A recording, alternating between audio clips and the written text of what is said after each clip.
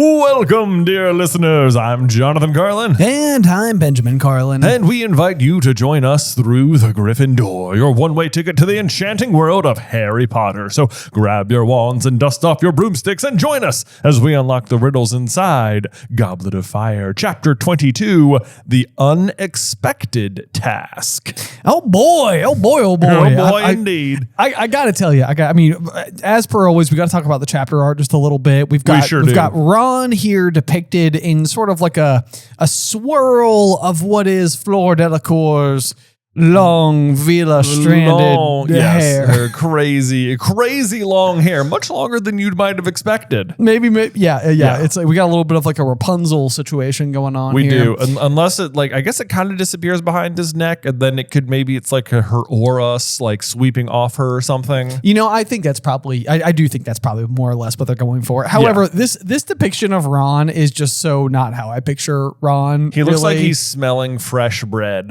or something. Fresh, yeah. Like if you've seen Ratatouille and she like cracks the bread and she's like, you can hear good bread. Yeah. It seems like that's what Ron is currently experiencing. So apparently for some reason, maybe this is like our amortentia smell where it's like, what do Jay and Ben imagine the smell of pure beauty to be like? Based on bread. Do you think that's what he's experiencing? There's like some sort of amortentia. It kind of does look like that. Like he's just like, the best aroma I've ever smelled. Like to me, yeah, you're right. What do you think Ron is smelling in this picture? Because to me, it looks like fresh baked bread. Fresh baked bread. Yeah. So that's maybe it's just a question for all the Griffin dorks out there. Yeah. When you look at this image of Ron, what do you think he's smelling? What are you seeing? What are you seeing? Yeah.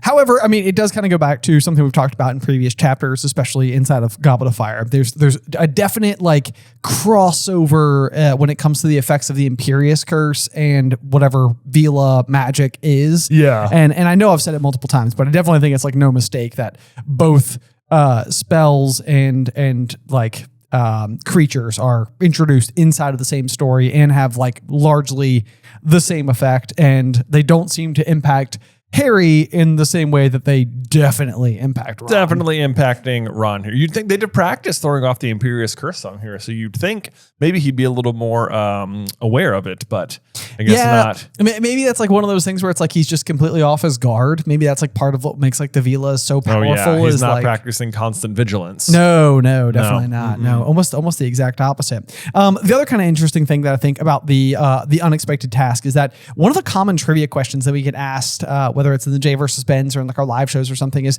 what date each of the various like first, second, third tasks take place on. Okay, yeah. And I always find these to be just incredibly difficult because I always roughly know November, February, and then also like, and then I would say that like probably June. Because it's like the end of the year. But here's the fun fact for you is that all three of them take place on the 24th. Is that it? There's November 24th, February 24th, and June 24th. Yep. June 24th. June 24th. They are there for like so late in the year. They truly are. Yeah. I mean, their summer break is really just the month of June, July and August. Or July and August, rather. Yeah. Yes, exactly. So I was like, okay, that's very interesting. And then the additional thing that I find to be even more interesting is that the unexpected task, of course, is the process of getting a date to the Yule Ball, which takes place not on the 24th, but the 25th. Yeah. Indeed. Yeah. So it almost seems like it should be the 24th. They're like, it's on Christmas. So hope you didn't have plans with like any other important people, like your family on this day. I know. Yeah. It even feels like having it on Christmas Eve would have been so perfect because it goes till midnight. So then you would have had all like 4 tasks on the 24th. On the 24th. Right. I you know what? It says like everyone just signs up to stay at Hogwarts, but to me it's almost surprising that people don't like, because it's at night. So it seems reasonable to me that you could have still gone home for break and then just like come back to school for the dance or something. I guess that's entirely possible. Yeah. I mean, the whole mode of transportation and the fact that like you have most likely Scottish students who are already in the Highlands traveling to London to get on the Hogwarts Express to return to the Highlands. Yeah. You know, it's like, This seems like a situation where you like open the flu powder for like an hour. Yeah, exactly. Yeah. Or like at least over in Hogsmeade or something. Right. Actually, for that matter, Hogsmeade is like one of the only. No, it's the only all Magic Village in Britain, and it's like that's like one of those where it's like, and none of the students live there. I know, right? No one lives there. Right. Very surprising. Yeah, it's like, well, I guess they do. Maybe we just don't know. I get that's a good point. Like it never really like comes up that like Seamus is going home across the lawn or something like that. Yeah, it's like, okay, yeah, sure, why not? Yeah, that could be a thing. I mean, it just reminds me of like when we were growing up. We lived in like a rather suburban neighborhood, and I think that my grade alone in our neighborhood of like 120 houses had like 17 kids. Yeah, there was a lot of people in your grade in our neighborhood. Yes, it's a neighborhood specifically built, I feel like, for people raising high school, middle school aged students. Yeah, for sure.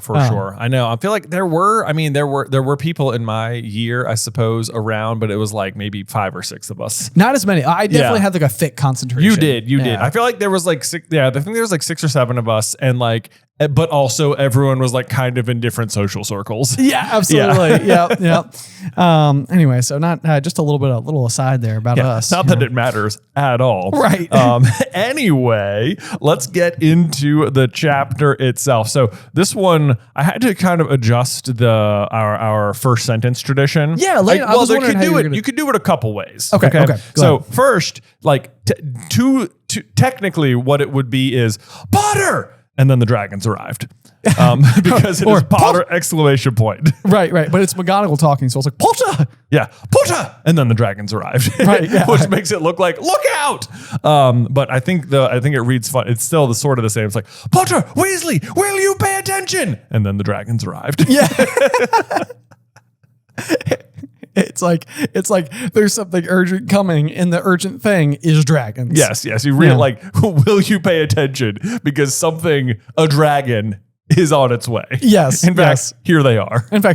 Yeah. So we are past the first task at this point in time. We are into the unexpected task. So now we're in like the last few weeks of the year. So that's pretty much what the boys are currently dealing with. They're in transfiguration class. It was the end of the lesson. They had finished their work. The guinea fowl they had been trying to change into guinea pigs had been shut away in a large cage on Professor McGonagall's desk. Neville still had feathers. In case you were wondering. Yeah. It's like, by the way, let's just toss a little slight in against Neville. Neville just catching strays over here. Like he's like, what did I do? I wasn't even in this page. He's in parentheses. It's right. Like, he's still only barely. It's like, you know what? We weren't going to include Neville on this page, but we wanted you to know that he wasn't good at this. He wasn't good at this. Yeah. This is not his bag. Yeah. But anyway, the reason that Harry and Ron are being shouted at is not because dragons are coming, but because they were having a sword fight with a couple of Fred and George's fake wands at the back of the class. Ron is holding a tin parrot and Harry a rubber haddock. It does not feel like a fair fight, if I'm being honest. You think the tin parrot's going to win? I do think the tin parrot's going to win. Someone has a metal sword and someone has a rubber sword. Yeah. What is a haddock? Like a fish. Like a fish? Right? Yeah. You think I would know that. Yeah, you would. You'd think that, fish man. The old fishmonger here. The old fishmonger. Okay. Yeah. I mean, the tin parrot to me is sort of like I'm just imagining Fred and George like sitting there trying to think like, okay, like what else can we have the wands turn into? And, like a rubber chicken or whatever feels like, okay, like easy to come up with that. Like, they're like, okay, we did rubber chicken, right? I think we know they have like rubber mouse, right? That's one of them. Yep. I think so. Like rubber chicken is one of them. Yeah. Yeah. Wait, no. So weird. A rubber haddock. So we got rubber chicken, rubber haddock, and mice. And rubber mouse. And then they were like, you know what? Let's throw them a curveball. Tin parrot. I like to think that's like the collectible one. Oh, that's the collectible. Oh, you think it's collectible? It's like, yeah. So it's like, you never know what you're going to get. Never know what you're going to get. Yeah. Trick wand. Which one did you get? You maybe got the rare one. Maybe this one's been at a solid gold. You won't know. You got to keep coming back and buying more. Because do the trick wands, you think they go back into wand form, or is it just like, that's it? I have no idea. Because in that case, it literally just is a booster pack. Right. It's like, I will get a random object roughly 14 inches ish at max in length. Right. And I will wave my stick. It will become something. And that's best case scenario. I trick someone else into waving the stick. right. I don't even get the best case scenario is somebody else does it. Yeah. And they think it's their wand for it. This is the other thing is that like, if you're selling trick wands, this would be like, if you're a wizard, it sounds like their wands are so unique to them. Like the odds of you picking up one that's not yours and being like, oh yeah, this was mine, you know? Right. It reminds me so much of like the little pranks you get like at the, you know, the dollar store or something or like a fake can of nuts. And it's like, oh, look at this can of nuts. Oh dear. Whoops, Right. Snakes. Yeah. Yeah. It's like, who is it really the most fun for? Yeah. The fake can, the very generic looking fake can of nuts. Yeah. Hey, do you want some peanuts? And you know, the thing is that tons of people must want peanuts. Tons of people must want peanuts, and they usually consume them from screw-on cans. Anyway, Like, what a treat the inventor of that must have thought peanuts were. Maybe that's how they used to come. Who knows? Maybe. Yeah, Okay. he was ready to go. I think it's funny that she's like one irritated at them and then like also treating them like they're being completely unreasonable because like we finished the lesson, everything's put away, we copied the homework down, we're basically just waiting for the bell. What's the problem? I know. Yeah. It's a very good point. Yeah. I mean, it feels like the kind of thing where McGonagall is just not really open to a whole lot of just foolish wand waving. No tomfoolery in this class. Yeah, no. You'd think she'd just be happy Harry's alive, you know? That's the truth. Yeah. That's the truth. You know, I think I'm going to come back to it here in just a minute, but McGonagall is looking after Harry. There's no doubt about it. Okay. Yeah, we'll continue though. Let's see here. Oh yeah, next page. Ron's parrot's beak had severed it moments before. So there you go. Harry's haddock drooped. It does seem like the kind of thing where you could almost imagine like the cartoonified version of this where like their weaponry is in fine form and they're like back there like clinking away, and then when they get called on, like both of them literally just like sag for no reason. Right, yes. As if like the objects got sad, they got caught having fun. That feels pretty on par with like the Wizarding World. Yeah, The objects feel bad. Maybe what we need next after the HBO series is like the animated Harry Potter series. Just keep doing it. Just keep doing all 7 books. Right. And just do different mediums. Yeah, exactly. great. Yeah. Exactly. It's a great formula for a story. Exactly. We'll love it. People you can just keep comparing them, you know. People can find new ways to get mad about the same thing over and over. Exactly. And that'll be great. We all love this, right? Right?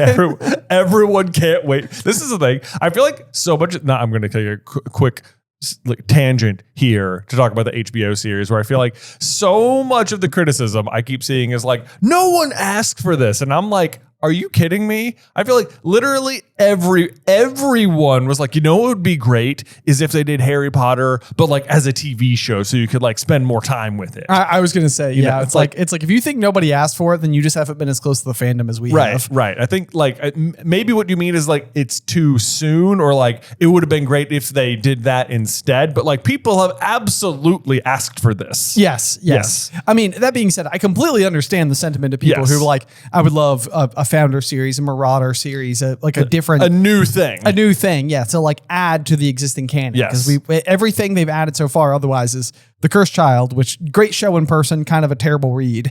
And then doesn't feel canon. Right. And then the 3 Fantastic Beasts out of 5 series, which just left a whole bunch of mysteries on the table that we have no way of solving. Yes. It's sort of like, okay, every time we try to expand this universe, we don't make it very far, which maybe that's what the people at HBO were thinking too. Yeah, they were like, you know what worked? The regular story. The regular story. Yeah, let's do that one. Hedwig's theme. People love that. Anyway, the Yule Ball is approaching, a traditional part of the Triwizard Tournament, and an opportunity for us to socialize with our foreign guests. Now, the ball will open only open to 4th years and above, which to me, okay, so this is just the worst if you are a 3rd year student. Yes. Yeah, because the Triwizard Tournament is supposed to happen every 5 years. Right? Yes. Yep. Every Correct. 5 years. So if you're a 3rd year student, that means you can't go to this one, and 5 years later you'll have graduated and you couldn't go to either of them. Right. Now, I mean, that said, the next one probably would take place at Beauxbaton or Durmstrang, because I assume they just sort of rotate which school is hosting it. Yeah. You have to imagine. Yeah. Which also makes you then wonder, though, was the ball open to the Beauxbaton students and Durmstrang students who were left behind? It's a great question. I'm inclined to think not. Mm-hmm. However, it might make more sense for the 800 barrels of Madame Rosmerta's oak matured mead. No, Dumbledore is so ready. He's like, someone will have a drink with me. This is it. I've got y'all in one room now. I can't. There's no way I get through this evening. If I spend this much, people are going to understand. They're going to be like, we got to drink. We got to have a few of these because we spent a lot on this. We went way heavy on the beverage fund. Yeah. That's not even counting what we're giving to to the horses. To the horses. Oh man. So anyway, it's just unfortunate if you're in the fourth year wise. But then this is an interesting line. I think it says, so Lavender Brown Lavender Brown let out a shrill giggle, provided Matilda nudged her hard in the ribs. They both looked around at Harry. So immediately they're like, there's a dance. Both Lavender and Parvati like whip around and they're like, Harry. That to me seems like both of them have talked about like, isn't Harry cute? You know, like they have talked about him. Poor Ron. I know. Poor Ron. Poor Ron. It's like he's even going to go on to date Lavender. And what we know, at least from this chapter, is that at the opportunity for a dance that involves dates, she looked at Harry first. Yep. She's going to end up going with Seamus. Yeah. And then eventually date him. Yeah. So out of a class of 5 same age boys. Yeah. Not to say that Lavender couldn't obviously date up or down, but the most obvious age appropriate boys in her own house. Yeah. Ron is third choice. Ron is third. Yeah. But who she dates probably the most successfully anyway. That's a good point. Yep. I guess. Let's see. Then we get the reminder about the dress robes that will be worn from Professor McGonagall. So up until now, we haven't known why we need the dress robes. Yeah. Which almost also seems a bit unfair because it's sort of like, it feels like they should have told everyone about the Yule Ball way in advance. Or yes, exactly. Like it's very surprising. Not to mention it's like one of those things that I can imagine that only 4th years and above were required to get the dress robes. Yeah. But you can imagine like what happens if a 3rd year gets asked. I know, now they got to get dress robes. And then it's like, well, now all of a sudden I don't have dress robes. Exactly. Yeah. We need more time on this thing. How do we prepare for these things? Yeah. The ball will start at 8:00 on Christmas Day, finishing at midnight in the Great Hall. So that's what tells us that it is, of course, obviously on the 25th, start to finish. Let's see here.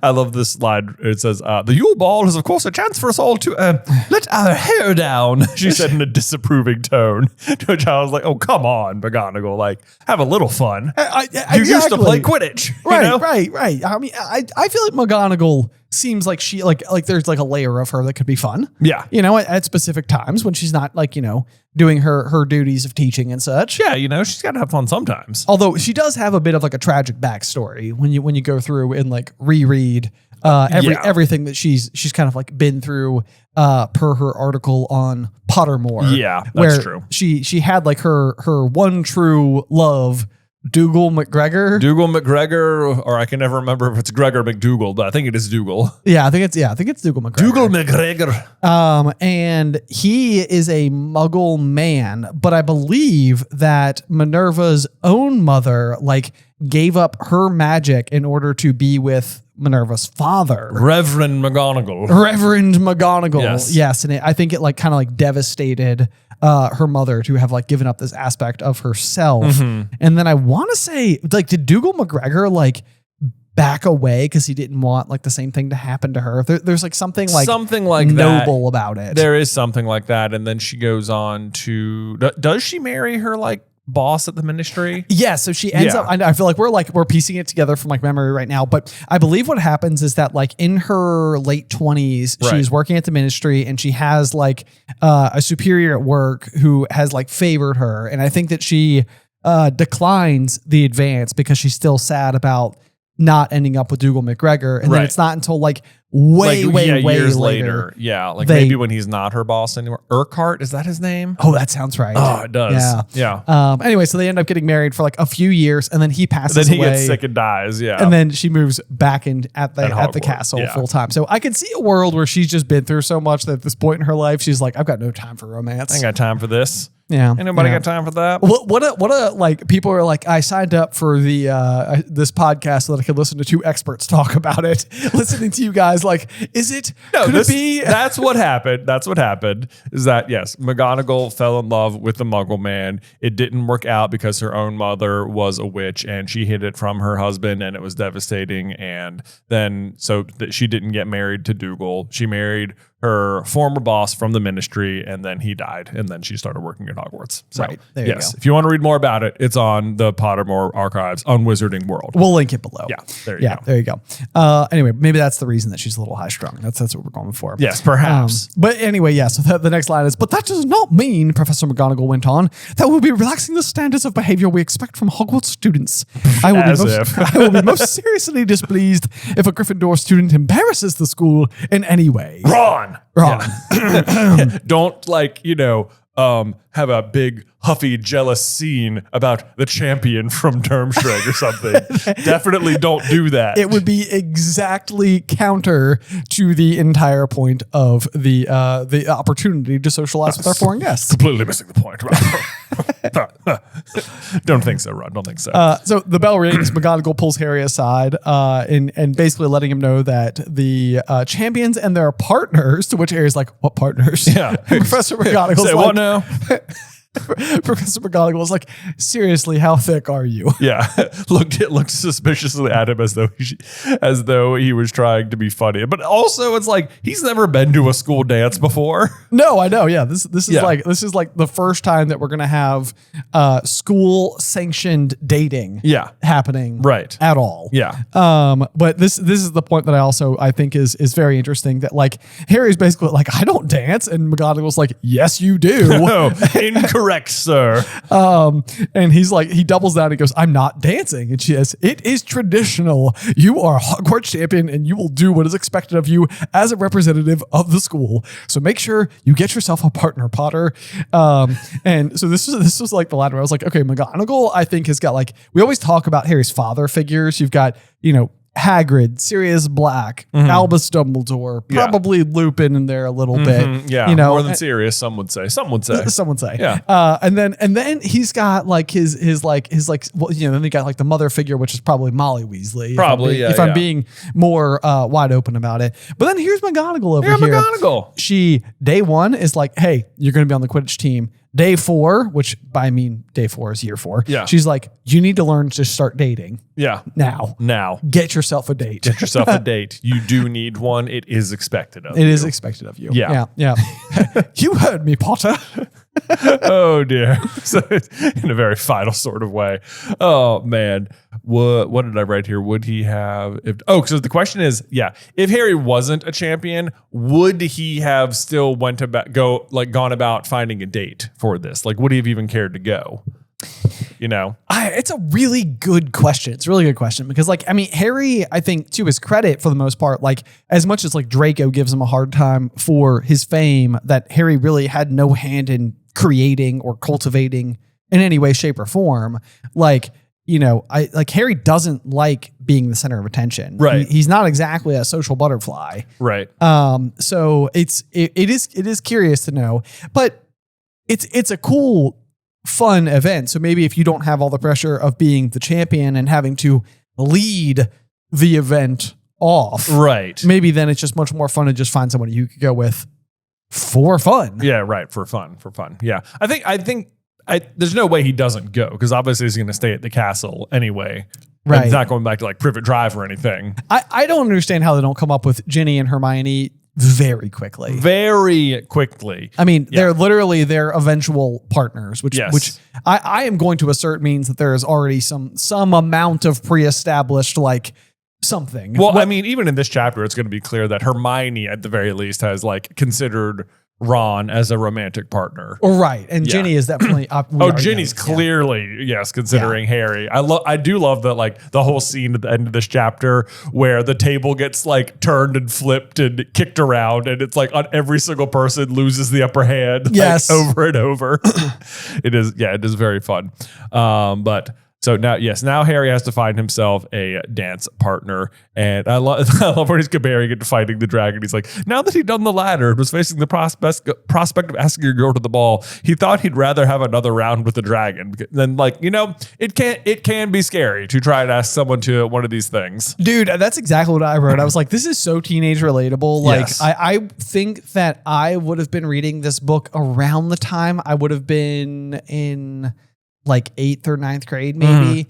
And so, yeah, like the prospect of like asking a date to homecoming, especially like because there is that sort of like weird layer of like, who do you go with? And like, it's like, I don't know, like going in and finding somebody and like stopping them in the hallway between classes and being like, Instant Messenger, Ben. well, I mean, yeah, Instant Messenger, I guess, was there. And now probably like Snapchat or texting or. Now there's like, like promposals and stuff. Well, this is also true. Stuff, which I invented, by the way, in case you didn't know that. Right. Yes. Jay did, in fact, ask his now wife. My now wife. To prom with a promposal. And as far like no one told me about promposal. That word wasn't around. Right. You just did it. I just did it all on your own. Did it all on my own. Prom ? I wrote it on her car. It was great. She said yes. Did you sign it, Jay? I did not. No, because I'd been drawing pictures on her car window all week, so she knew it was me. Nice. Yeah. That's good. Yeah, that's good. Absolutely. Yeah. Really just affecting massive change. Yeah. The world over. I do what I can, you know? Yeah. You're welcome for the promposals out there, or maybe not if it's like a lot of pressure now. Right. Well, I could also see that. But yeah, I do remember relating to Harry in such a massive way because this is very difficult. Let's see here. Harry had never known so many people to put their names down to stay at Hogwarts over Christmas. He, of course, always did because the alternative was usually going back to Privet Drive, but he had always been very much in the minority before now. This year, however, everyone in the 4th year and above seemed to be staying, and they all seemed to be obsessed with the coming ball, or at least all the girls were. The girls were. Yeah. And suddenly it's like all of a sudden you're noticing every girl in the school. Right. Yes. It was amazing how many girls Hogwarts suddenly seemed to hold, to which, if my math is correct, it's about 140. Yeah. 140 girls. And that would be including 1st, 2nd, and 3rd year girls. Right. Which of course, yeah. Are probably a little bit too on the young side. So maybe closer to 100 potential girls who could go. Yep. Yeah. And Harry doesn't seem that interested in going with anyone. Well, I was going to say not older than him, but obviously he does ask out Cho. So never mind that. That's a good point. That's a good point. But the other thing that I think is really kind of funny about Harry is like just how kind of oblivious he is, because it's like, he's really nervous about it, but he's clearly getting a lot of attention. Like, yes, he would be like kind of a get. Absolutely. Harry would be a get. Yeah. Yeah. For that matter, though, Seamus is going to later, like, I think he's going to like complain to like Harry and Ron is like, still don't see how you two ended up with the best looking girls in the year or something. Yes. And like, Seamus, you asked Lavender while Parvati was still available. Right. Like, what are you talking about? I know exactly what you mean. I mean, it's a weird line where it's also like maybe surprising that, that they also just, Seamus aside, wouldn't have just like had dates already. And then even Seamus's comment, it's like, Harry's the school champion and Harry Potter. Right. Like, and Ron's his best friend. Right. It's like, I think all of it makes sense. It all makes plenty of sense. And I don't know what you're put out about, because if you think Parvati's that much better looking than Lavender, then you like, if that's your reasoning, which is dumb reasoning. Right. But if that's your reasoning, then you could have asked her. Right. Yes. It was on the table, man. You're what doesn't make sense, Seamus. Actually, what it really speaks to is a certain amount of lack of self-esteem on Seamus's part. Maybe so. Yeah. Yeah. So anyway, let's see here. Now they're trying to figure out how to pull somebody aside, because they do seem to travel in packs. Oh my gosh. Harry's true greatest adversary in this series. Like, screw Voldemort. Harry's real worst enemy is crowds, Ben. He cannot handle them. He's like, people are walking in crowds. I cannot solve this. I don't know what to do. Like, giant chess set, winged keys, 3-headed dogs. I got through that. walking with her friends. Pretty hard. Cedric, how am I going to tell him about the dragon? I know. I'll rip his bag with magic. Yeah. It's like Right. the idea of just being like, hey, Cedric. Right. Yes. As if it would be like very unusual for Harry to be talking to one of the other champions. I know. I feel like every single time Fleur Delacour is brought up, she's talking to Cedric. Yeah, basically. Including in this chapter. In this chapter, turn on the old charm. That's exactly it. Yep. But yeah, I don't know. Yeah, you're right though. He seems to struggle. Maybe there's something to that though. Like maybe a lot of like what we're supposed to understand about Harry, or even what makes him so relatable, is that like he's always capable at standing up to the really important stuff, but then he like can't overcome the fact that he is still a 14-year-old. Sure. He's still experiencing like the everyday plights. Yes. You know, like, and those are difficult no matter what. Yeah, Yeah. that's true. Yeah. Yeah. Growing up is hard. Growing up is hard. Why do they have to move in packs? And then, so this is like Ron asks him, got any idea who you're going to try? Harry didn't answer. I am curious if he ever answers him about like eventually, like he reveals that he asked Cho, but like, did he tell Ron ahead of time that he wanted to ask Cho? Another barrier that I feel like, I mean, this takes me back to like sleepovers when I was a kid, but like communicating who you liked, not even to the person, but to your friends, anyone. Yeah. It's massively vulnerable because it was like all of a sudden you had to be at the mercy of whether or not the other person thought you had a shot. And like, that was like then like one of those things where it was like, you didn't want to be discouraged because you're already panicking on the inside. The last thing in the world you want is for your best bud to be like, no, that's not going to happen. Not going to happen. Or to like disapprove of them for you. Or that. Yes. Yep. Kind of an unusual choice. Right. In fact, I remember that there was a girl that was in my high school that one of my like lunch buddies had like a crush on. And I was always like, man, really? Like, she can be a little, poignant, let's say, and they're married and have kids and everything. I mean, clearly he knew, he knew, he was right. Obviously. He was right. Yeah. But I was like, I remember when he first brought it up, I was like, oh, okay. Yeah. All right. Yeah. But I was wrong. But you were wrong because now they're married. Yeah. So now they're married. Good for them. Good for them. Hooray. Yay. So happy for them, whoever they are, probably. Yeah. Yeah. Good stuff. Good times. What are we talking about here? Harry Potter, right? That's right. Yes. Yes. So Harry wants to ask Cho, but she was a year older. She's very pretty and a very good Quidditch player and very popular. But like also minus being a year older, all of those things are true about you two. Right? No, that's a good point. Yeah. Yes. Yeah. I mean, I don't know about being very pretty, but he is a very good Quidditch player and popular and, all the rest. And a school champion. Yeah. And he defeated Voldemort. Yeah. So there's that. More than once. Right. Yeah. No, it's a very good point. And it's like, I also think it's kind of interesting because like it makes you wonder a little bit whether or not like Seekers aren't kind of like the stereotypical quarterbacks. It kind of seems like it. Yeah. I mean, like all of the celebrated characters are Seekers, and then like also Ron plays keeper for a while. Right. Like, I can't remember if it was a comment on a past episode or if something we were discussing in office or what, but like literally of the 4 champions, 3 of them are Seekers. And then of their dates, 1 of them is a Seeker. Right. So you've got, Crumb, Cedric, and Harry are all Seekers. Right. And then Cedric asks Cho. Right. So it's like, amongst that group of 8, the amount of people who are represented by this very specific position, of which there is only 1 per team. Yeah. It's pretty thick density. It is. It definitely is. So those are only most of the time the only other characters from the other Quidditch teams is who their Seeker is. Right. Yeah. Or Marcus Flint. Yeah. Or Marcus Flint. Yeah. But Ron, however, seems to be very aware of what we just said about Harry. He's like, Harry, you're a school champion. You just beat a Hungarian horntail. People are going to be queuing up to go out with you, which is absolutely true. And also just good looking out by Ron, I think. Right. Yes. Yeah. I like that it says, in tribute to their recently repaired friendship, Ron had kept the bitterness in his voice to a bare minimum. Yeah. Because I could see a world where like Harry perceives it as if they are both dealing with the exact same plight, and Ron is like, I might have it a little harder than you, pal. I might, what? And then, but I do love that, like, it's moreover to Harry's amazement, Ron turned out to be quite right. Yes. Always the tone of surprise, you know? Oh, yeah, that's right. Yeah, Exactly. That's a good reference. Yeah. Yeah. A curly-haired third-year Hufflepuff girl to whom Harry had never spoken in his life asked him to go to the ball with her the very next day. Harry was so taken aback that he said no before he even stopped to consider the matter. Oh, man. What bravery by this young Hufflepuff girl. No kidding. It's like she doesn't even have like an in otherwise. And she's going, I mean, this is the equivalent of like Ron asking Fleur. This is basically it. You know, yeah. it's like, whoa, okay. Yeah. Shooting for the moon there. She just asked Harry Potter to the ball.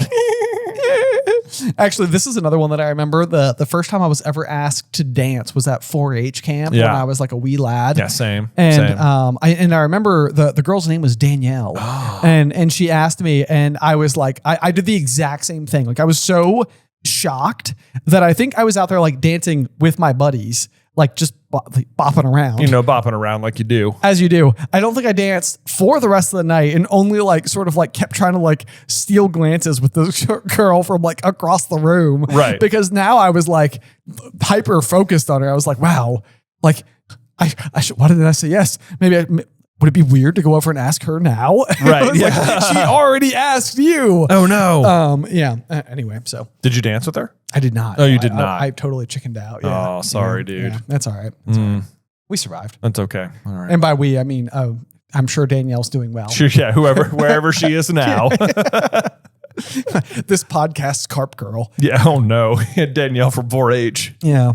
Y'all, Through the Gryffindor is sponsored by Shopify. Y'all, my early Slytherin roots led me to being what my family not so affectionately refers to as an ideas junkie. More ideas than what either I or they knew what to do with. Fortunately for them, my Ravenclaw tendencies hadn't quite burst to the surface, and I couldn't figure out how to get most of my bad ideas off of the ground until, of course, Shopify showed up. And Shopify makes it so easy to start an online business that even a Hufflepuff could do it, which is to say, at least in significant part, me. Shopify has ready-to-go templates that can get you off the ground in no time flat, like a Gryffindor broom jockey on his first day of flying lessons, am I right? The point is, no matter what your skill set, Shopify is a unifying force that helps you do business your way and magically, or probably more through like clever systems design, and grows with you as your business grows. We use it for our own mercantile, and now you can get the same checkout that we use with Shopify. Sign up for your $1 per month trial period at shopify.com/Griffin. That's all lowercase. Go to shopify.com/Griffin to upgrade your selling today. Shopify.com/Griffin. The next person asked him, it says, 2 more girls asked him a second year, and to his horror, a 5th year who looked as though she might knock him out if he refused. And I'm like, to his horror, you're going to ask a 5th year. I know. I mean, this is definitely like one of those where it's like, what are we supposed to be envisioning this 5th year to be like? Because it's almost describing her as like being like, I mean, Harry describes her as being a foot taller than him. And it's know. All right. This is a tall girl. I mean, Harry's not short. If he's, like, if this girl is a foot taller than him, she is proper tall. She's proper tall. She is proper tall. And then I'm like, it doesn't say she's a Slytherin, but I feel like she's Slytherin coded, whoever she is. Ooh. Wow. Harry has like Draco's over there like making all these jokes, and there's like one person over there who's like, It's like, not funny. Not funny. Not funny. Yeah. Yeah. Yeah. I'm going to go ask that Harry Potter boy. I'm going to go ask him. I'm going to go ask him. Oh man. Yeah, this has backfired. Now she starts laughing at all of Malfoy's jokes. Yeah. Now she's like, you know what? That Malfoy guy was right. Right. Yeah. That guy's the worst. Yeah, but even then, Rod, to his horror, Rod says she was quite good looking after he'd stopped laughing. This is the thing, it's like I don't know why it's always so funny to everyone too. It's just like, someone asks you out, like it's a bad thing. That's exactly, but even that though, I mean, it's so on point. It's exactly how it goes. It is exactly how it goes. Everybody is just scared out of their wits. I think that's what's really happening. So when you watch somebody else be uncomfortable, it makes you feel better because you're sort of like, I'm not alone. Yes, exactly. You're not laughing at them. You're almost like laughing at yourself, but like not in a mean way. You're just, I don't know. Yeah. Something just registers internally. Oh, let's see here. Yeah, so then next Harry has the interesting thought that Harry doubted very much if any of the girls who had asked to be his partner so far would have wanted to go to the ball with him if he hadn't been a school champion. Then he wondered if this would bother him if Cho asked him, which I feel like this is an oddly mature thought for him. It really is. Yeah. Yes. I mean, you're definitely bringing into a lot of external optics to take into account like like, are these people only interested in me because of my fame, my position? Right. And then like, if that's the reason that Cho said yes, would I be like upset about it? Or would that just sort of be like, well, okay. Well, all right. Yeah. You know what? Maybe there are some perks here. Right. Right. But the thing about this particular thing is that even if he wasn't the school champion, he would still just be his regular famous self. Also so I feel true. like he kind of has to contend with this almost no matter what. Right. Yeah. Yeah. He's probably not escaping it anyway. Yeah. This will be a romantic problem for him no matter who he dates, more or less. Right. It does say that on the whole, Harry had to admit that even with the embarrassing prospect of the opening ball before him, life had definitely improved since he had gotten through the first task. Yay. He's not attracting nearly as much unpleasantness in the corridors anymore, which he suspected had a lot to do with Cedric. And that was like one of those where I was like, what a good dude Cedric is. Like, I can just imagine him like standing, I mean, because he's a prefect, like he's like an authoritarian figure amongst House Hufflepuff, which I can imagine just being like such a jovial bunch of comrades. Right. Can you just picture him like in the common room, like standing in the circle, being like, everybody gather around, take a knee. Gather around. Good to see you, Hannah. How are you? Good. Ernie. How are you? Like, so he's like, he knows everybody by name. Of course. Yeah. Asking about like their pets and families and stuff. He's like, now listen, guys, I understand that, Harry showing up inside of this tournament, that was a big surprise for all of us. I mean, not the least of which me included. However, guys, I think it is time that we show him our support. We do the right Hufflepuff thing and we make sure he feels supported out there just as much as you guys support me. And they're all like, yeah, Cedric. All right, Cedric. High fives all around. But you know what? It's interesting that that's how you read this one, because when I read this, it says he had an idea Cedric might have told the Hufflepuffs to leave Harry alone in gratitude for Harry's tip-off about the dragons, which to me means like, well, before that, he was kind of okay with it. It's like, okay, now that I got the dragon tip-off, let's all lay off Harry. Before that, he was just like, yeah, I guess people are, I guess I'm kind of everyone's favorite. Are they? I'm not upset about the fact that everybody's backing me. Not really, whatever. There seem to be fewer support Cedric Diggory badges around too. And then we have Draco doing his regular trick of still quoting Rita Skeeter's article, because like Draco, I'll tell you what, when someone throws him a bone, he finishes it, Oh yeah. He's like, I'm not letting go of this ever. I will beat this joke to death. I will complain about being attacked by a hippogriff for an entire year. Right. I will make jokes about the Dementors forever. That's how I do it. And you know what? There was an article about Harry in the paper like 3 months ago. Harry, I have not forgotten. It's basically all I've thought about since it came out. Yeah. But he was getting fewer and fewer laughs out. It's like, I don't even think that has anything to do with Harry's performance against the Horntail. I just feel like at this point, the joke is over. It's really not that funny. Draco, we need new material, man. Right, Come on. Right. Yeah. Well, so anyway, maybe that's what's actually going on. Maybe Lucius Malfoy is bribing Rita Skeeter to write slanderous things about Harry, specifically so that his son has new jokes, some new material. That's it. That's of course it. Yeah. I mean, he basically bent the arm of an entire department of magic all of last year to destroy a hippogriff. Yeah, unsuccessfully. Yeah. Then they head down to Care of Magical Creatures, where to their very great relief, Hagrid had given up on direct contact with the Scroots, which is almost surprising.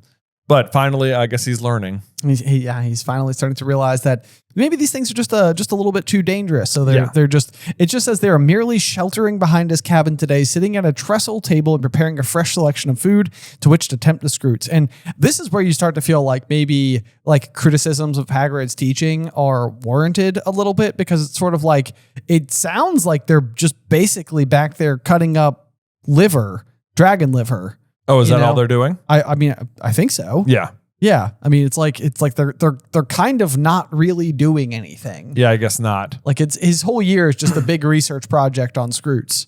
Fantastic Scroots and how to tame them. Well, this says preparing a fresh selection of food. So I think it's like, maybe to me, it sounds like they're trying like a fresh new variety of foods.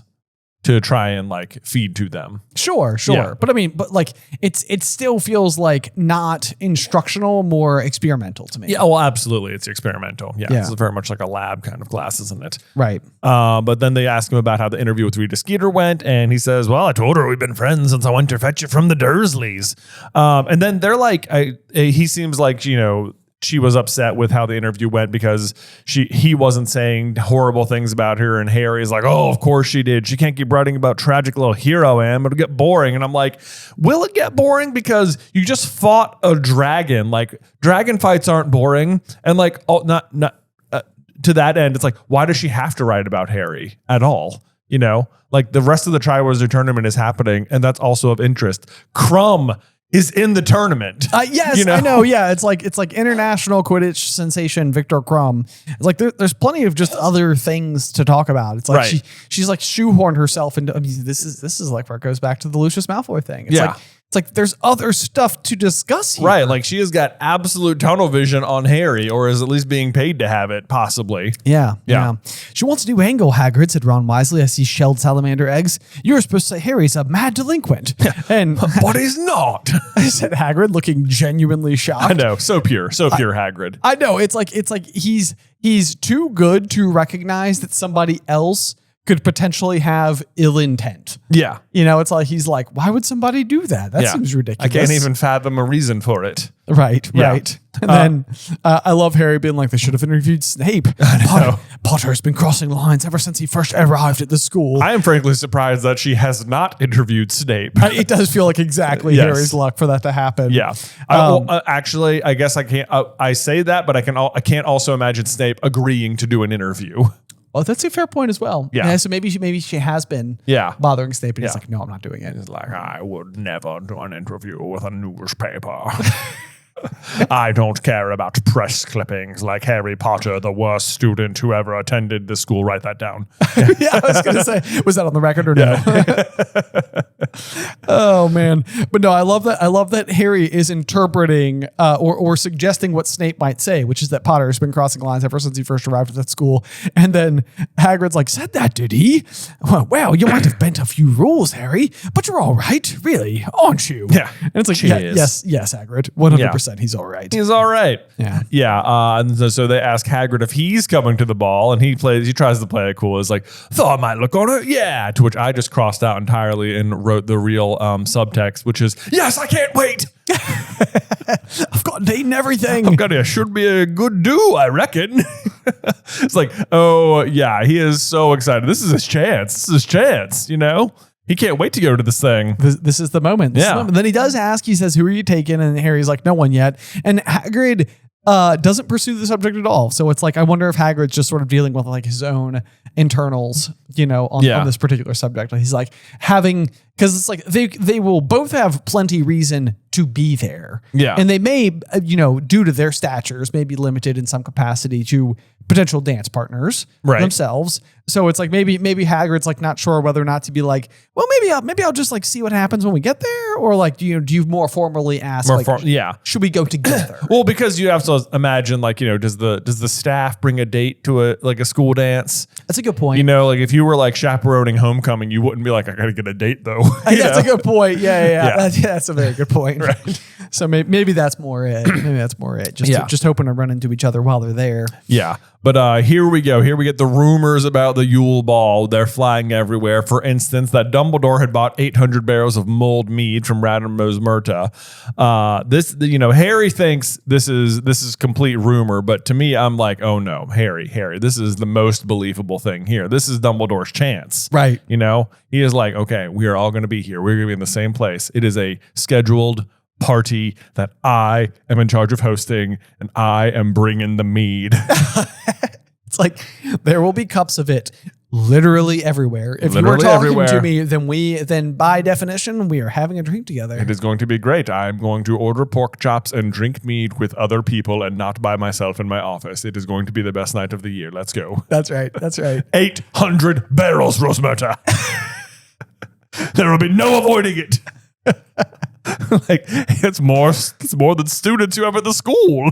Yes, I know. And I mean, roughly speaking here, I think I've maybe given this math before, but I think a typical like beer keg that you might purchase for like a college party yields 160 12-ounce pours, right? Approximately. Yeah. And that is regarded as a half barrel. So that means that a full barrel is 320 pours of fluid, and this would be 800 barrels. Yeah.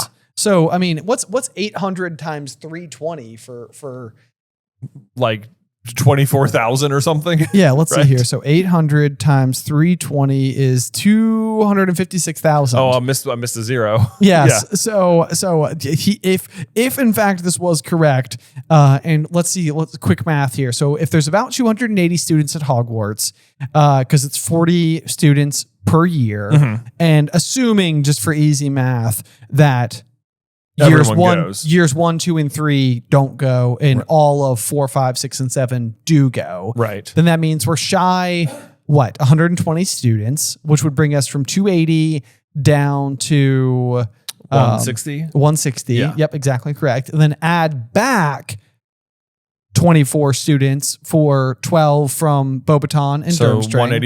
184. Yeah. And then we'll say plus 16 for staff. So we'll say, we'll make it around 200 people attending the party. Okay. That means that each person has drink tickets to the tune of 1,280 for the evening. Wow. Yeah. And it's, I believe it goes from 8 to midnight. 8 to midnight. So 4 hours with which to consume your beverages and spend your drink tickets. That means that every hour you'd be drinking 320 beverages of mead. Yes. That's assuming you want mead. That's assuming you want mead. Yeah. Yes. So then if we divide that by 60, it means that every minute you're drinking 5.3 beverages.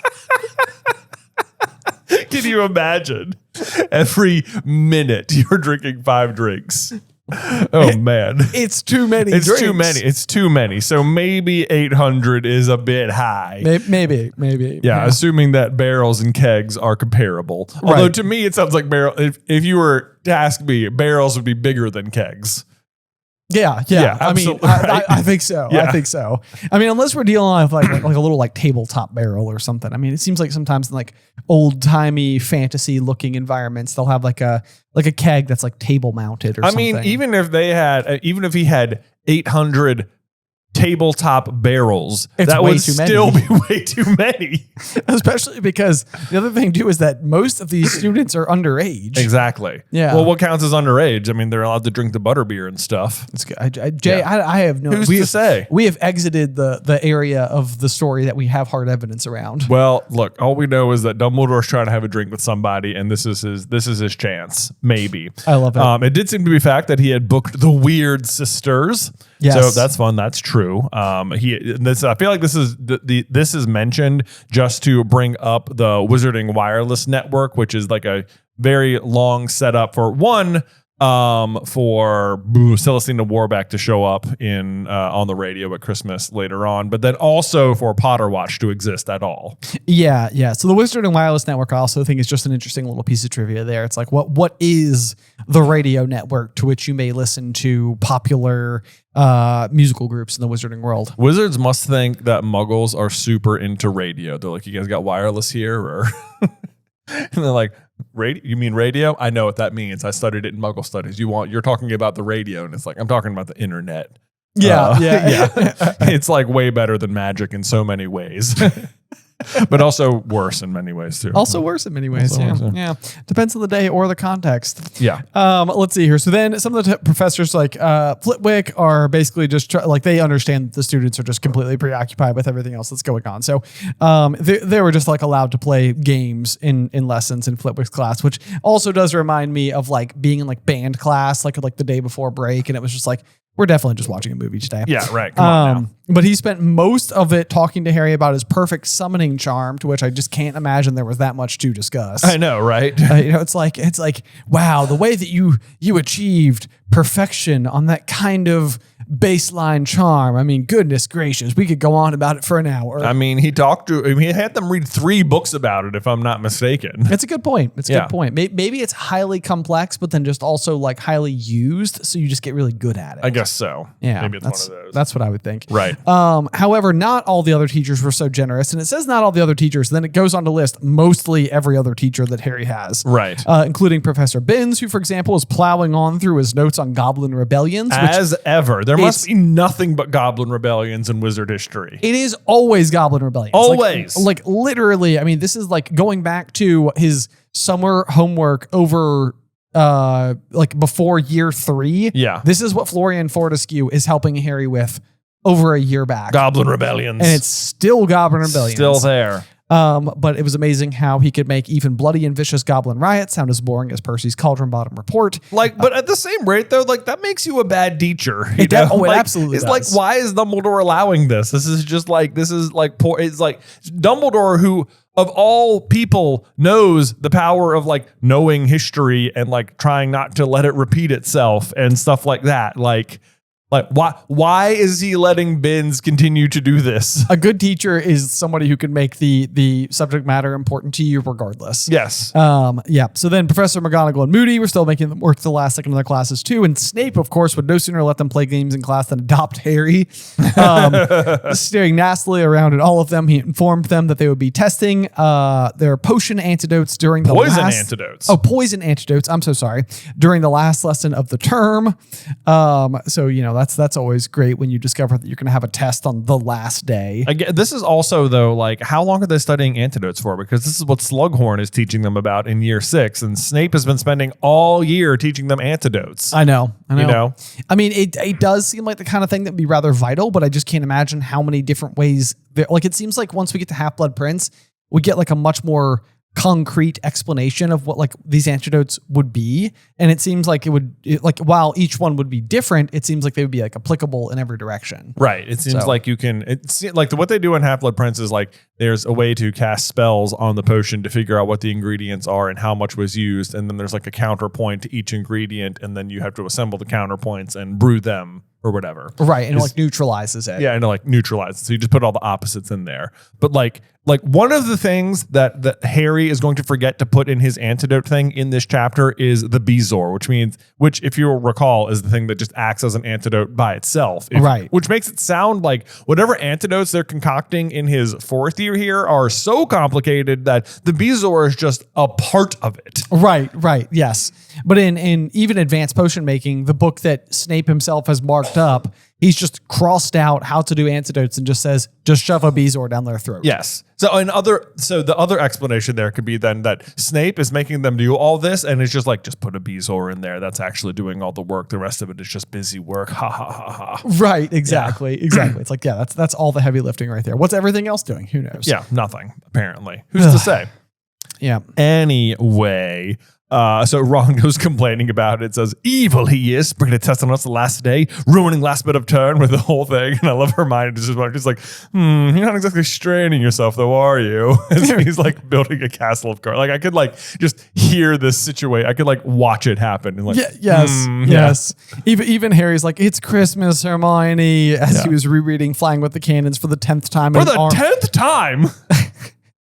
How much could there be to read about a team that is not good? I know, Flying with the Cannons. I mean, good for him, I guess, for reading. You'd think that to me just means that Harry himself is a pretty big Cannons fan at this point. I mean, it seems like he would. It has to be. Or he just has a limited library of books to choose from. I mean, I guess so, but he's at a school with a giant library. That's a good point. Certainly there's other things he could pick out from there to read. Like how to breathe underwater.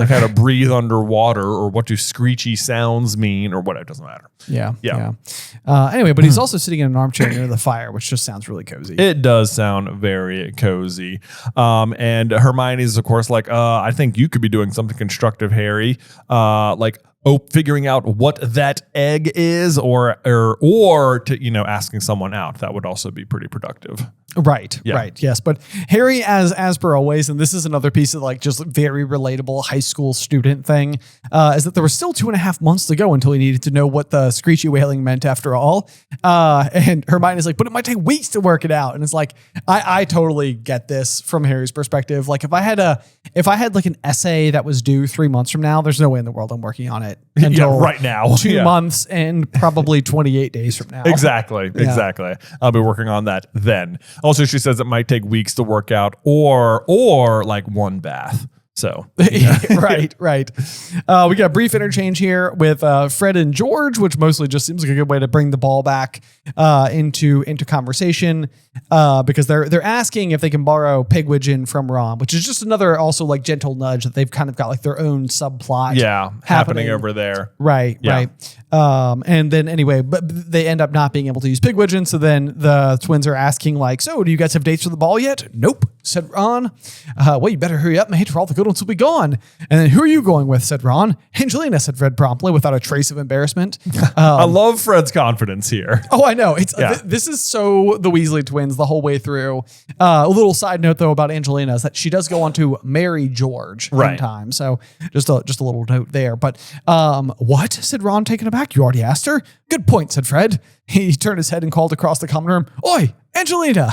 And Angelina's like, what? And he's like, do you want to come to the ball with me? And then she's like, all right, then.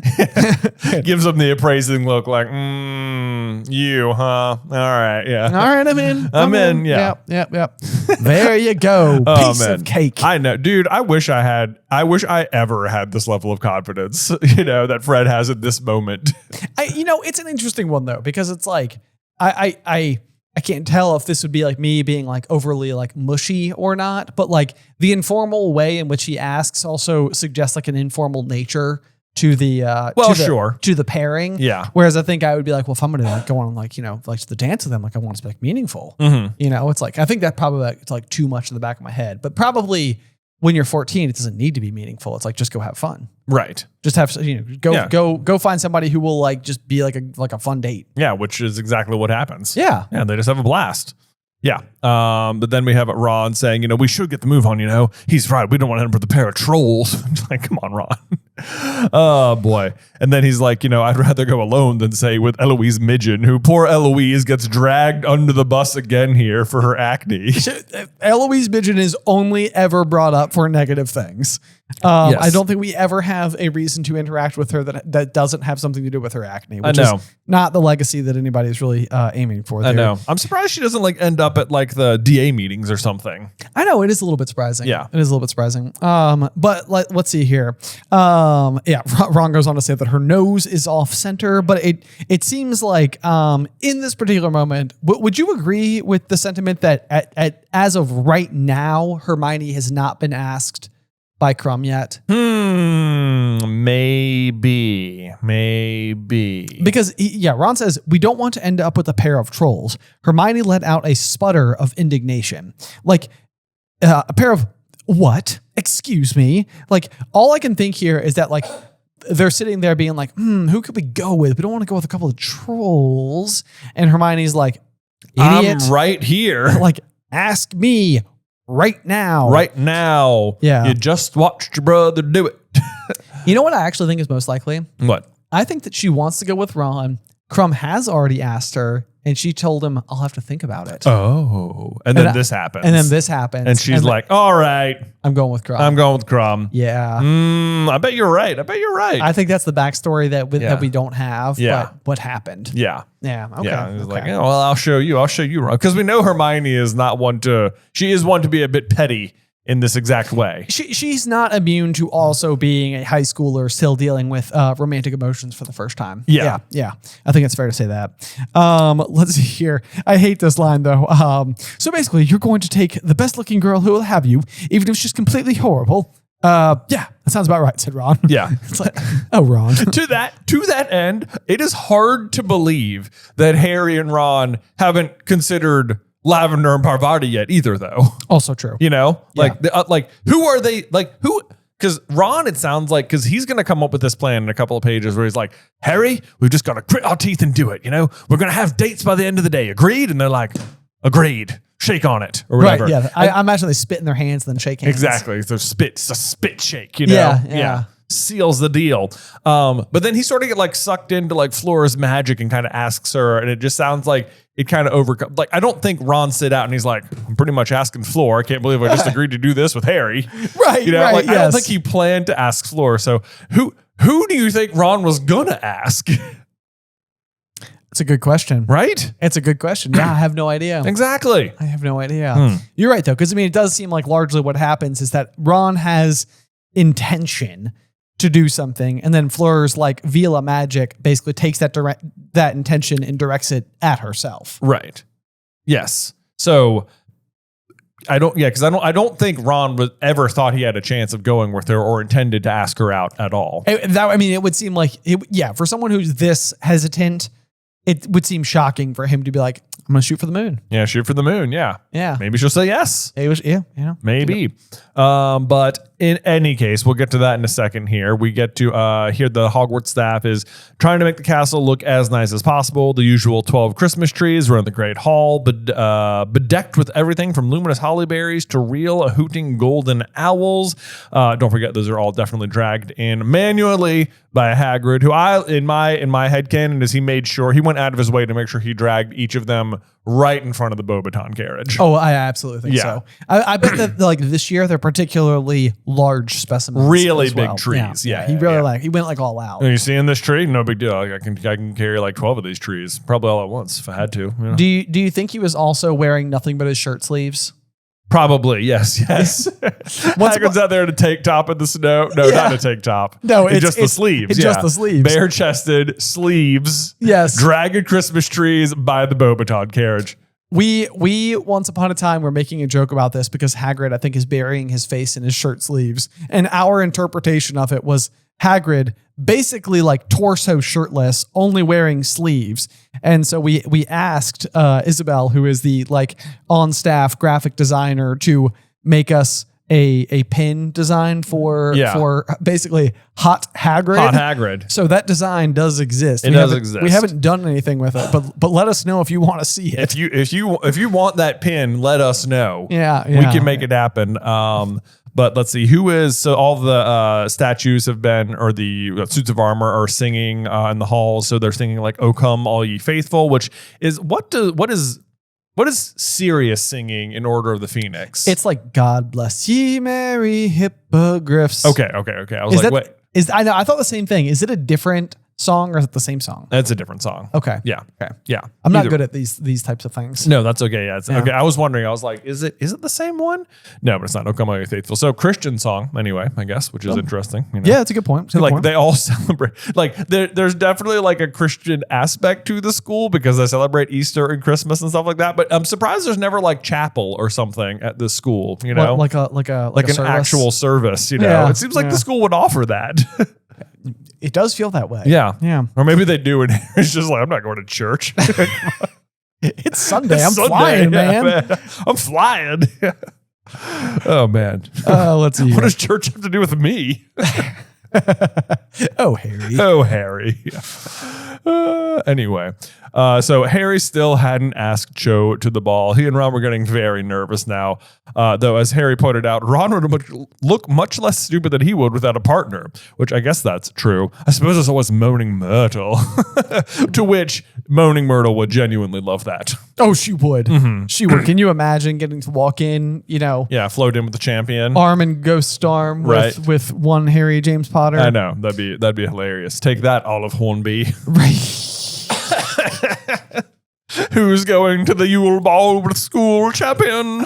Myrtle's like, look who's aging better. Look who's aging better. I basically still look 14. I look 14. I look amazing. Yeah. Right. Although hilariously, I'm fairly certain that the woman who plays Moaning Myrtle is actually like 34. I know. Yeah. At the time of filming. Right. So anyway, so that joke doesn't work perfectly. Yeah. But here's Ron. He says, Harry, we've just got to grit our teeth and do it.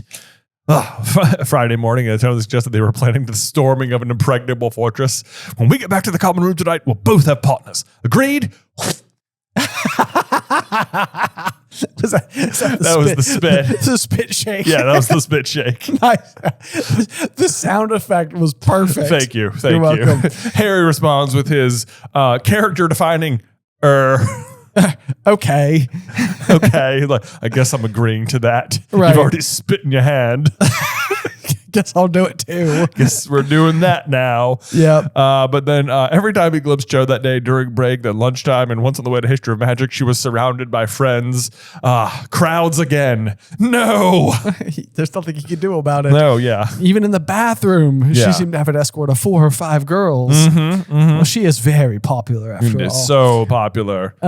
He found it hard to concentrate on Snape's potion test. This is where we find out that he consequently forgot to add the key ingredient, a Bezoar, which is the key ingredient because it's the main thing doing anything. Yep. Literally just an antidote by itself. And what he tells them about in their first day in class. Yes, he does. Yeah. A nice little throwback there. So finally, though, afterwards, he finally runs upstairs. He's looking for Cho, asks her for a private word, to which he's then like giggling should be made illegal. Harry thought furiously as all the girls around Cho started doing it. She didn't laugh, though. She said, okay, and followed him out of earshots of her classmates. Yay, good for you, Harry. You managed to separate her from a crowd. Yeah. This is one where I feel like the usage of the word okay. Like if you're texting with somebody and you're like, hey, like, hey, do you want to do something? And they're like, okay. It's kind of like, you don't want to do it, do you? But like Jim Dale's delivery delivers Cho saying this as like, okay. Yeah. Like as if like, yeah. Yeah. It's very positive okay. It's very positive okay. Yeah, it's not okay period. It's okay comma. Okay. Yeah. Exactly. Yeah, exactly. Yeah. Harry, leads off with, again,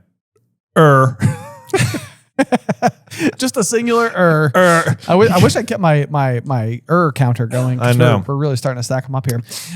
Then he goes, and when I was a kid, I thought this was like one of the funniest things ever. It remains. I mean, he finally is like, he's trying to muster up the courage, and he just says, "You won't go bowl me." Yeah. Won't go bowl me. The way it's spelled out, WANGOBALLWIME. All one word. Wango ball wham. Wango ball wham. Oh my gosh. I hope he said it like that. Cho, Wango ball wham. And she's like, sorry, what? Do you want to go to the ball with me? Yeah. Said Harry. Why did you have to go red now? Why? Oh, said Cho, and she went red too. Oh, Harry, I'm really sorry. And she truly looked it. I've already said I'll go with someone else. Oh, said Harry. It was odd. For a moment before, his insides had been writhing like snakes, but suddenly he didn't seem to have any insides at all. Been there, man. Been there. Oh, it was like you were so nervous, and now you're just like, okay, never mind. Yeah. Now I don't even have emotions. It's like, I'm sure I'm going to feel this much more severely later. Yeah. I'm really sorry, she said again. That's okay, said Harry. They stood there looking at each other, and then Cho said, well. Yeah, said Harry. Well, bye, said Cho. Yeah. She was still very red. She walked away. Harry called after her before he could stop himself. This part. This part. Who are you going with? Oh, Cedric, she said. Cedric Diggory. Oh, sorry. Sorry, Jim. I'm glad you said Diggory because I wasn't going to know who you meant. You definitely mean that second year from Hufflepuff, right? Right, like, yeah. Like not like the really advanced version from Hufflepuff. Right, yeah. The school champion. School champion, so yeah. handsome and good at everything. Cedric Diggory. Never heard of him. Who's that? Who's that? Can you imagine Harry just being incredibly petty? Yeah, exactly. Just like, who are you going with? Cedric Diggory. Sorry, who? Does he go to this Did he school? do anything? Did he like defeat a dark wizard or something? Sorry, that was me. Never mind. I'm always getting those confused. Cedric. I do remember him. He had the easiest dragon. Right. Okay. Right. Yes. I had the horntail. I don't know if you saw. I don't know if you remember. I'm just gonna say. I'll just put it out there. It's not too late to turn him down. Okay. If you recall, he took a cheap shot last year in Quidditch. Took a cheap shot. People are saying he won.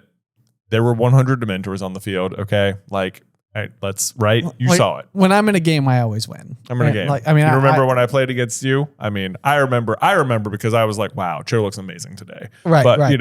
Yes. But I did win. And you'll recall. But yes, you'll recall. I remember you being pretty impressed. That's how I remember it. Anyway, see you later. Anyway, sure. Let me know when you've told Cedric the change of plans, and I'll see you later. Bye, Joe. Yeah. Yeah. Yeah, that would be a much different Harry Potter. It would be. Yeah. Oh man. So then Harry's replaying in his head though. Cedric Diggory. I'm starting to quite like Cedric. Yeah, I read it more as like he had been starting to quite like Cedric. Prepared to overlook the fact that he had once beaten him at Quidditch, sort of, and was handsome and popular and nearly everyone's favorite champion. Yeah, now we suddenly realize that Cedric was in fact a useless pretty boy who didn't have enough brains to fill an egg cup. Well, what do you know? And then, Ben, this is exciting. Fairy lights. The password has changed. Finally. We are past Balderdash. Wow. Wow. Longest standing password in Gryffindor history. I know, as far as we know. I know, like literally since the start of term. McGonagall, I feel like she just forgot. This is what happens when Percy's not there. You can imagine last year Percy was just like every weekend he was like showing up in her office during office hours and being like, well, as head boy, as the things I think we need to be taken care of. We need to change the password again. McGonagall, what do you think it should be? She's like, whatever, you choose. Well, it's actually says here in the rule book that you're supposed to choose it. So if you could choose the password now, that would be great. I'll inform the rest of the students. And this year she's just like, oh my God, Percy's not here. This is amazing. It's going to be Balderdash forever. Well, reason number 1, it's a great sounding word. Reason number 2, please see reason number 1. Exactly. Anyway, finally we've changed it. Fairy lights. There you go. Yep, the password had been changed the previous day. Yes, indeed, dear. She trilled, straightening her new tinsel hairband and swung forward to admit him. So we get into the common room here, and we see Ron with a blind horror in his face. Blind horror. Why did I do it? He said, I don't know what made me do it. What? Said Harry. He just asked Fleur Delacour to go to the ball with him, said Ginny. She looked as though she was fighting back a smile. Oh, man. So at this exact moment, Ginny has the upper hand in the situation and is just enjoying the Ron's torment and embarrassment having asked Fleur to the ball. And everything's going to keep changing here. Harry is, of course, immediately surprised. You what? I don't know what made me do it. What was I playing at? There were people all around. Like, it's just so much worse. I've gone mad. Everyone watching. Yeah. I was just walking past her in the entrance hall. She was standing there talking to Diggory, and it sort of came over me. And I asked her. Do you think she was trying to ask Cedric or was trying to get Cedric to ask her?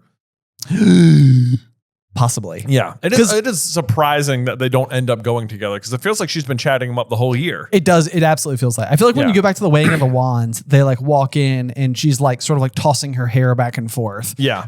Around him. So I do think that that's exactly. Oh, but you know what? We've already talked about this. Her charms don't work on her because he has such good character. Exactly. Which is why he has Cho instead. Right, Cho instead. Yeah. Yeah. Yeah.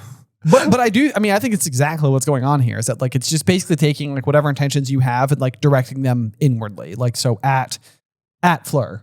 Yeah. Yeah. Yes, exactly. But so this is when Harry speaks up Harry explains that she's part Vila. I bet she was turning on the old charm for Diggory and got a blast of it. That's why you were feeling it. But she was wasting her time. So Harry thinks that Fleur is trying to get Cedric to ask her or ask him because it says, but she was wasting her time. He's going with Cho Chang. And suddenly Ron is like, what's that now? Why do you know about that? Like he seems like he's figured out. So maybe he did tell him about Cho. I don't know. I asked her to go with me just now, Harry said dully. And she told me. And then Ginny immediately like flips from being in control of the situation to be like, what? Who's this? Who is Cho Chang? I hate her. She seems ugly. What? Huh? Who? What? Cho? Where even is her nose position wise in the center of her face? Right. Come on. Yeah. Come on. Yeah. Probably off center, like Eloise Midgen. Right, Ron? You got my back on this? But like a no look pounded. Exactly. Dude, that would be a hilarious inclusion. I mean, it would be so un-Ginny like, but for the HBO series, for her to just be like, wow, she sounds like the worst. Yeah. Just immediately hates Cho. Yes. Yeah. So I love how the situation immediately flips. This is bad. We're the only ones who haven't got any dates. Everyone, except Neville, which is not true because he's actually going with Ginny, but Ginny doesn't volunteer that information right now because of the present predicament. Yes. Yeah. Hey, guess who he asked? Hermione. What? Said Harry, completely distracted by this startling news. Yeah, I know, said Ron. Some sort of color come back to his face. He started to laugh. So yeah, now Ron is starting to feel like a little bit better. Yeah, now he's like, oh yeah, I just remembered that Hermione turned down Neville. So that's still still worse than Fleur turning down me. I'm comforted by his misfortune. Yeah, exactly. I'm comforted by and like her misfortune, but it almost sounds like he's describing Hermione's misfortune and having been the object of Neville's desire or something. Right. Yeah. But Hermione told him that she was already going with someone. As if. Boy. She just didn't want to go with Neville. I mean, who would? And then Ginny's sitting there like, oh no. He's like, was this a bad move? Was this a bad move? Was this a bad move? Don't, Ginny, don't laugh. She's like, what did I do? What have I done? Oh boy. Yeah. Because, then says, then Hermione comes in and this is the situation. I just love this whole conversation. Like, why weren't you two at dinner? Because they've just been turned down by girls. They asked to the ball, said Ginny. So she immediately reclaims control of the situation. Yeah, that shut Harry and Ron up. Thanks a bunch, Ginny. Yeah, Ron's back in the glooms now. Yep. All the good-looking ones taken, Ron, said Hermione loftily. Eloise Midgen's starting to look quite pretty now, is she? Well, I'm sure you'll find someone somewhere who will have you. Yes. But Ron was staring at Hermione as though he's suddenly seeing her through a whole new light. I feel like this is the moment right there for Ron where he's just sort of like, wait a minute. Yeah. Hermione, Neville's right. You are a girl. Oh, well spotted. Well, you can come with one of us. Yeah, but probably Harry, right? Because he's the one who absolutely needs a date. Right. Yes. Yeah. But even Ron does say here, we need partners. We're going to look really stupid if we haven't got anyone. And she says, I can't come with you because I'm already going with somebody. And then this is like one of those things where I feel like people do this in real life. But Ron says, no, you're not. You just said that to get rid of Neville. Oh. And it's like somebody who assumes that they know your actions better than you know your actions. Right. Yes. Yeah. And I feel like if he just hadn't said that, maybe she would have told them. She's like, oh, did I? Her eyes flashed dangerously. Just because it's taking, and this is where it feels like Hermione has already been thinking like maybe she could go with Ron. It's like, just because it's taken you 3 years to notice Ron doesn't mean no one else has spotted I'm a girl. So that makes it sound like she's sort of maybe like been waiting for Ron to catch up with her or something. Yeah. Well, let's see here. So she storms off and Ron's like, she's lying. And then Ginny's like, she's not. Yeah. Like, so Ginny knows. Ginny knows. But at this point, Ginny's like, she hangs out with Harry all the time. She's going with Victor Crumb. Right. And I'm going with Neville. Yeah. Right. Great. Cool. Well sported. Well, good. And then, it gets so much worse for Ginny here in a second, though. So Ron is trying to get it out of Ginny. She's like, I'm not telling you. It's her business. Yeah. Big secret to keep, though, because it feels like how is Ginny the only one who knows? Yeah, I have no idea. Is that this is the one person? Because it feels like if anyone knew, this would spread like wildfire. It does. Yeah. It does. I'm not telling you, it's her business. Right, said Ron, who looked extremely put out. This is getting stupid. Ginny, you can go with Harry, and I'll just... I can't. And then Ginny's like, oh, what? Oh, my God. Hold on. No, let me write a note to Neville. I can fix this. I can fix this. Yes. I can fix this. I can't, said Ginny, and she went scarlet too. Everyone is having a hard way to go. But this is the important thing to keep in mind is that like as much as it seems like anybody has it together when we're in high school, no one has it together while we're in high school, except for Fred. Yeah, Fred's got it. Him and Angelina are just like, school, what a laugh. What could go wrong? 3 years later. Wow. Yeah, too soon. Had to go there. It's a dead joke. Yeah. That's a dead Fred and dead said. Yeah. Well, I mean, we got Dedrick, but then when you try to do it to Fred, it's just dead. Yeah, it's just dead, or Fred, or dread, Yeah, it fills me with dread. Yeah. Okay, there you go. That one does sting me. I'm not gonna lie. Yeah. Anyway, okay, let's see here. But then she go on to basically say that she's going with Neville. I was not going to be able to go otherwise because I'm not in 4th year. She looked extremely miserable. Now she's like, it must have been so exciting to be like, I'm going to get to go, to being like, oh my God, I could have gone with Harry. Right, yeah. If I just waited. It was right there. It was so close. Yep. Yeah, but then Harry had just seen Parvati and Lavender come in through the portrait hole. How did they not have dates? I have no idea. Well, Lavender does. That's a good point. That's a good point. The time had come for drastic action. Wait here, he said to Ron. Drastic. I do like though that like this is probably the other piece of this though, is that like Harry has gone through having to try and ask somebody the first time, and he's so much more like even this time. It's just like, Parvati, will you go to the ball with me? And Parvati goes into a fit of giggles, and Harry waited for them to subside, his fingers crossed inside of the pockets of his robes. Adorable. Yep. Yes. All right, then, she said, finally, blushing furiously, which we all know that she gave Harry a glance earlier of this same chapter. I know, this very she chapter. was hyping for this. Very chapter. Yeah. Yep. Yeah. And then, thanks, said Harry in relief. Lavender, would you go with Ron? Oh, plants the seed, doesn't he? Plants the seed. Plants the seed. I know. It's this like, Lavender must have been like, oh, I see. You chose you could have asked either of us right now, Harry. You know? Right. Yeah. So I get it. Right. So her love of Ron is actually holding something against Harry. Exactly. Yeah. That also sounds like Lavender. A little bit. Or high schoolers. Yeah. Let's see here. But Lavender can't go with Ron because she's going with Seamus, and the pair of them giggled harder than ever. Oh, can you think of anyone who'd go with Ron? Oh, getting a little desperate now, aren't we? Yeah. What about Hermione Granger, said Parvati. Everybody else has like figured this out for them. Everyone else is like, oh, no one asked Ron because we just assumed he was going with Hermione. Yeah. She's going with someone else. Parvati looked astonished. What? Ooh, she said keenly. Harry shrugged. No idea. So what about Ron? Well, said Parvati slowly, I suppose my sister might. Padma, you know, in Ravenclaw. I'll ask her if you like. Let me know. This is just like, I mean, so Harry's like, the way Ron gets a date to this ball, is it by asking, and he doesn't actually try to ask anyone. He gets like magic blasted into asking Fleur, and otherwise Harry asks Parvati to ask Padma if she'll go with Ron. Right. Yes, exactly. Yeah. Yep. He went over to Ron, feeling that this ball might be a lot more trouble than it was worth, and hoping very much that Padma Patil's nose was dead center. Oh man. So if Hermione had gone with just like a different Hogwarts student, like if Neville had just actually successfully asked Hermione to the ball, would Ron have had more fun with Padma, do you think? Like if Hermione showing up with Crumb is like one thing, but if Hermione had shown up with Neville, would he be like, okay, whatever, let's all just go have fun? I think it would help. I think it would help. Yeah, because I feel like all of a sudden what's happening is like even in that moment that we just talked about, it seems like Ron is starting to like kind of like recognize for the first time, like, wait a second, why have I not really focused on this before? Right. And it's kind of like, okay, like a whole new light is forming. And then for Hermione to then like be coming with somebody who is of such prominence in the tournament, such prominence as like a professional Quidditch player, a famous person. Yeah. All of a sudden it would sort of be like, yeah.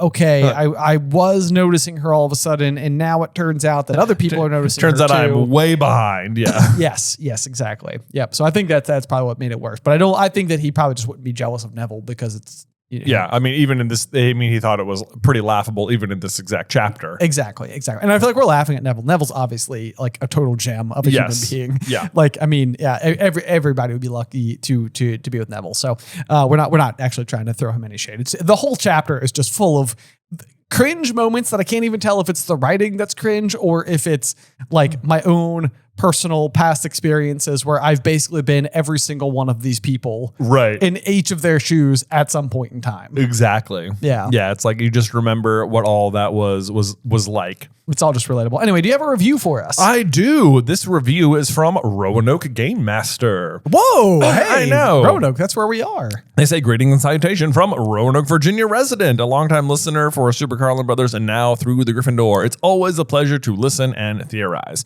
Two things first. What if James Potter stayed as a ghost? Reason why is he knows his best friend, one he loves as a brother, would be blamed. He sacrifices his afterlife for his friend and son, and would a ghost pass on if they go through the veil? Okay, so basically just like what if James had stayed as a ghost?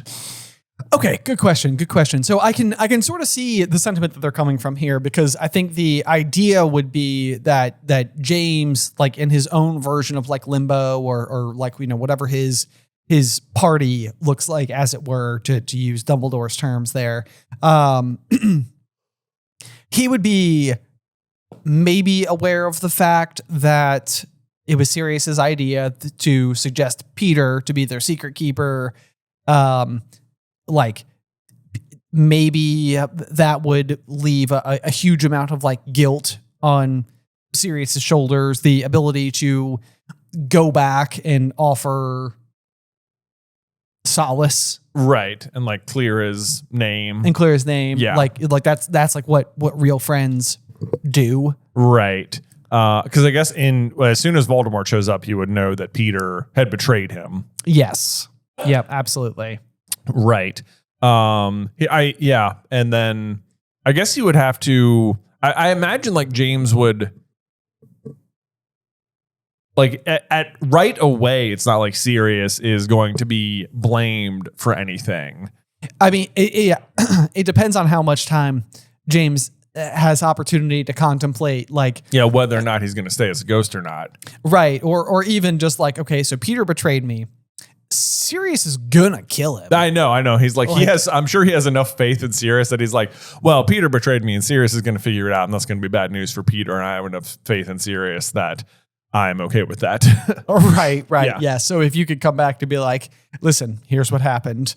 Because I mean, that's the big secret that kind of like leaves everything in limbo for so long, is that nobody knows that Peter Pettigrew survives. Right. Or that Peter Pettigrew was the secret keeper, because everybody just believed it to be Sirius. Right. And the only person who could unreveal that would be Peter. Yeah. Yes. Or I guess it's not. It doesn't sound like Sirius ever like even like tells anyone though. Yeah. Even when he's in Azkaban, he's not like, it wasn't me, it was Peter. Well, and I mean, I think, and when it comes to Sirius's character, I feel like for him, to his credit, it's basically just like at this point in time, he's lost James, and he's just like, nothing else matters. Like I don't even care about my own freedom at this point. Like, I mean, that's almost how you have to interpret it, because he's not pleading his own case. He's not even trying to regain any of his own freedom. I mean, he's not given a trial anyway, so it's not like he had like an opportunity to really do such things. Right. And I guess he believes Peter's dead too. So it's not like saying it was Peter, not me, doesn't mean any good, because who's going to be able to ask him? Yeah. They can't verify. There's no way to verify it. Right. Yeah. Exactly. And it looks pretty bad for him. Yeah. So is there a world where, assuming James could contextualize this all very quickly, and however much time you might have to decide whether or not to come back as a ghost, would he do so in the name of his friendship with Sirius? Right. Well, I don't think obviously he doesn't. So obviously he doesn't. Yeah. Yeah.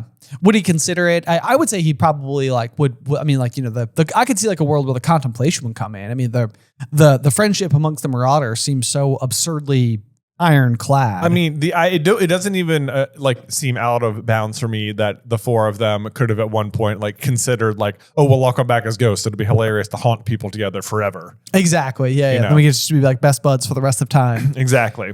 But I think that this probably speaks to the kind of character, it seems like the kind of character that is associated with ghosts is we try to use the Imperious Curse as an example, because I don't really want to be overly coming after the people that we know come back as ghosts, but we're basically suggesting that high strength of character is what allows you to be able to throw off the Imperious Curse. I would say in a similar context, the people who come back are people who have a weaker sense of character. Sure. In general, they all have such unfinished business, which I think is even that's what ghosts typically are associated with. Right. It's they want to come back to do something. But Myrtle is pretty petty. It seems Nearly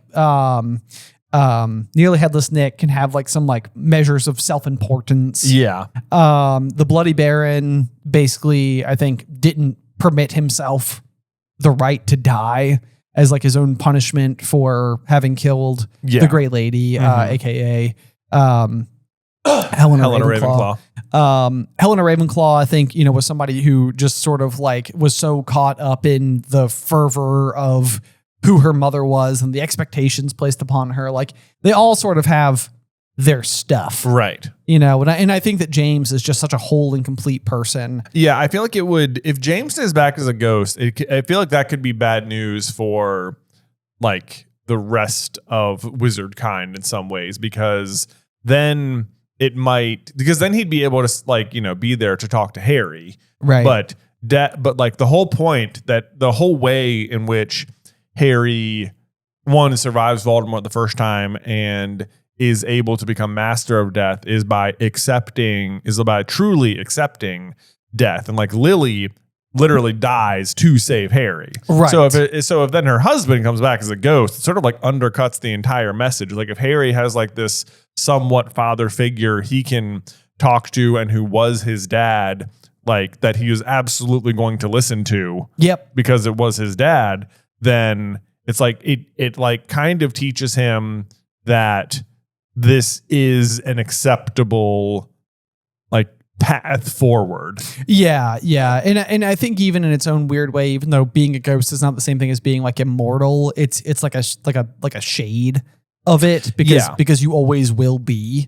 You know, I mean, we literally witnessed Nick's 500th death day party. Right. Yeah. So I mean, it's just like it's so counter to what every other theme about the story is supposed to be suggesting. Yeah, it is very counter to it. And it's not that like, you know, to say that Harry might not have a good relationship with James or whatever, but it would also mean that like it would mean that it would be really difficult for Harry to fully accept death in the complete whole way that he ends up doing if his dad is a ghost, because he would kind of have to like disagree fundamentally with his own father's choice to do that. Right. And like not, you know, like it'd be very difficult for him to do that when he could say like, no, there is at least one good reason you might want to. And it's like, no, you can't really think that if you're going to fully, wholly accept death. Exactly. Right. Yeah.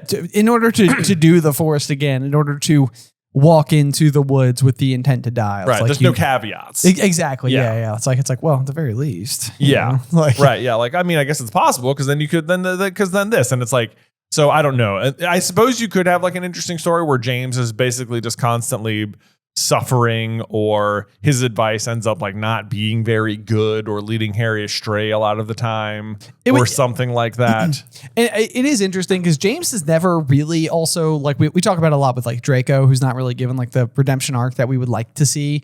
But James, I feel like also it seems like in the beginning, he's so highly regarded, and the fact that everybody thinks Harry's like him is like this massive compliment that like there's no higher praise Harry could receive. And then it seems like the further we get into the story, the more you learn that like James maybe had like some scruples, you know, like wasn't necessarily like the best. Right. It seems like he was always getting better as he matured and grew older and was standing up for the right things. But you know, it is interesting because it's like even everything we're saying, it's still not exactly like James leaves the story with like the most shiny, glowing legacy of them all. Right. Yeah. Yeah. But either way, I still think it would be so contrary. But it's an interesting thought for sure, because it would be so fascinating if he could just basically pop in and be like, yeah, here's what happened. Right. Yeah.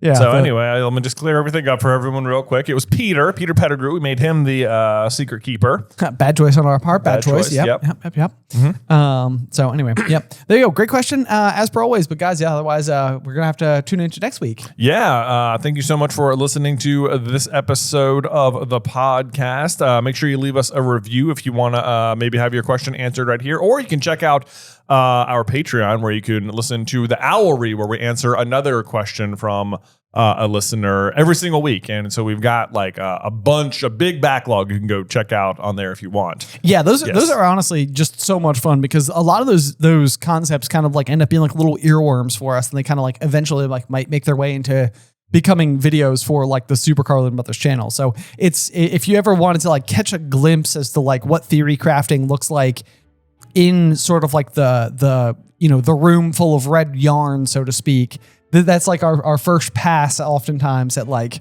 different theorizable concepts. Yeah, and we have of course Gumpine the Owl deliver us the letter at the beginning of each episode of the Owlry, so you can get to see Gumpine in action. Exactly. Yes, exactly. But otherwise, that is going to do it for us for this week. Make sure you join us next week for Chapter 23, The Yule Ball, here on Through the Griffin Door. Today's episode was edited by Ethan Edghill. Vaishon Brandon does our art. Catherine Stein is our production manager, and the show is hosted by me and Jonathan Carlin.